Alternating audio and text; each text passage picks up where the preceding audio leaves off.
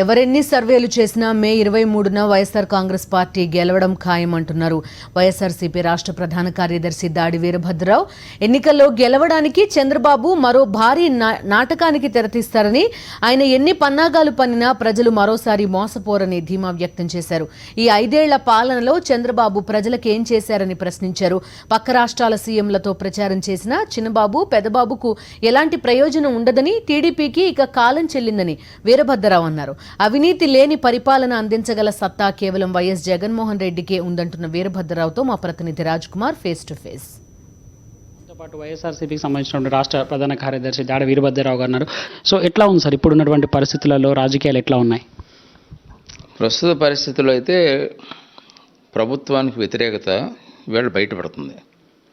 రెండవది, జగన్కి pro vote కనిపిస్తుంది. జగన్ని ఒకసారి చూద్దాం, ఈసారి జగన్కు ఛాన్స్ ఇద్దాం అన్న భావం ఈవెన్ రూరల్లో ఉన్నటువంటి లేబర్ దగ్గర నుంచి మీద ఉన్నటువంటి వరకు కూడా ఆ భావం కనిపిస్తుంది. దీనివల్ల చూసినట్టయితే డెఫినెట్గా వన్ సైడ్ ఎలక్షన్ అవుతుంది.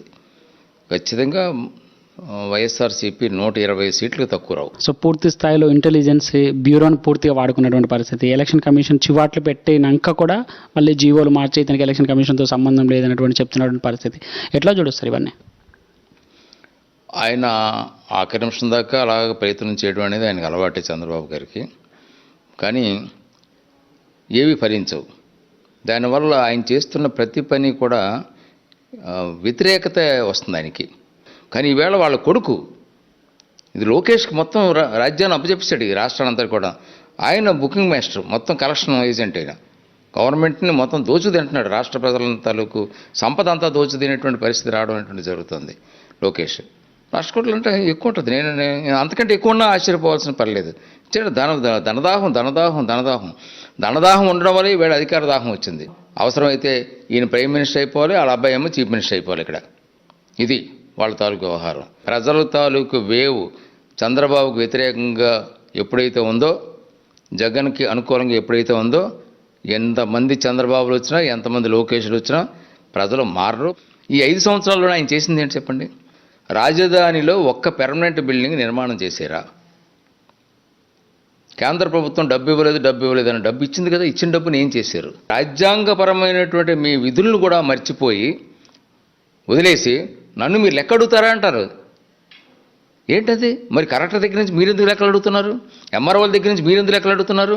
విఆర్ఓల దగ్గర నుంచి మీరెందుకు లెక్కలు అడుగుతున్నారు? మీరు లెక్కలు అడుగుతారా? మీరు కేంద్రానికి లెక్కలు చెప్పరు. ఇవే లెక్కలు చెప్తున్నారు. నువ్వు ఇంత వాళ్ళుగా అనుకుంటూ వస్తున్నారు.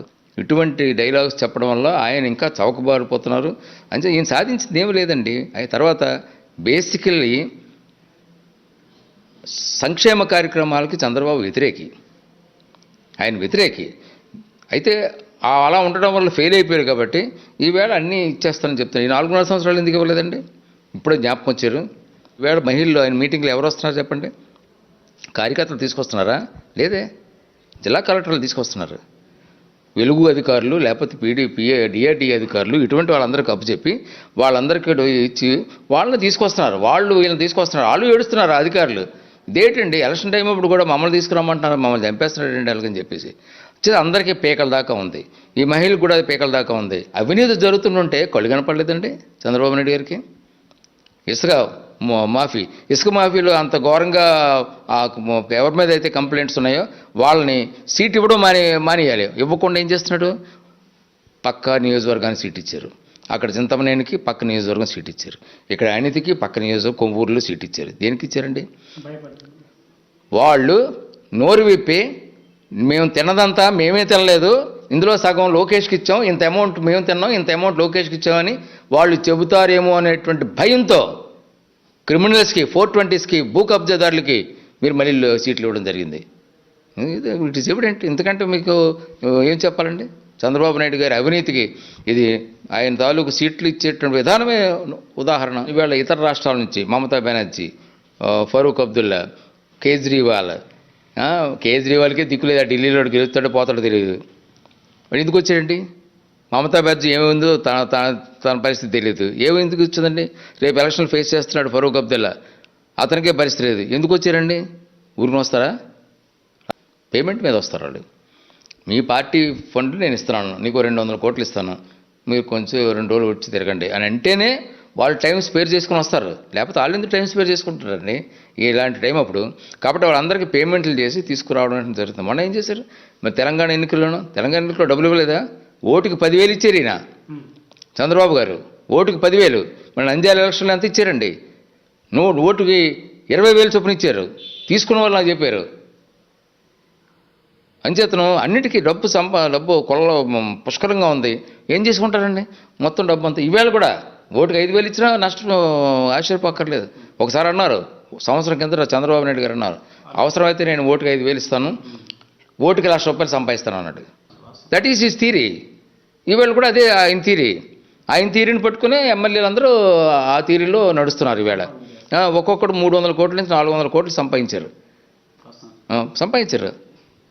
రేపు విచారణ జరిపితే జగన్మోహన్ రెడ్డి గారు వస్తే, జగన్మోహన్ రెడ్డి గారు మొత్తం ఎమ్మెల్యేల తాలూకు ఆస్తుల మీద ఆయన విచారణ జరిపిస్తే అందరం బండారం బయటపడుతుంది, మామూలు కాదు. అప్పుడు ఒక ప్రజాస్వామ్యానికి ఒక అర్థం ఉంటుంది. ప్రజాస్వామ్యంలో కూడా ప్రజాస్వామ్యం అనేటప్పుడు ఏదో ఒక రోజు దొంగ డబ్బు సంపాదిస్తే ఇది పోతుంది అనేటువంటి భావం ప్రజల్లో సృష్టించాలి. That can be done by only Jaganmohan. ఇంకెవరు చేయలేరు. ఇతనికి ఆ గట్స్ ఉన్నాయి, చేయగలరు. అవినీతి లేని ప్రభుత్వాన్ని అతను నడపగలరనేటువంటి ఆశ నాకైతే ఉంది. సో కుళ్ళు, కుట్రలు, కుతంత్రాలు, సో ఇవే లక్ష్యంగా చేసుకొని ఓట్లు అడగడానికి వెళ్ళి కనుక టీడీపీ ప్రభుత్వం అదే దూరంలో వెళ్తే కనుక ఖచ్చితంగా పరాభవం తప్పదని చెప్పి దాడి వీరభద్రరావు చెప్తున్నారు. విడిజన సాయికృష్ణతో రాజ్ కుమార్, అనకాపల్లి.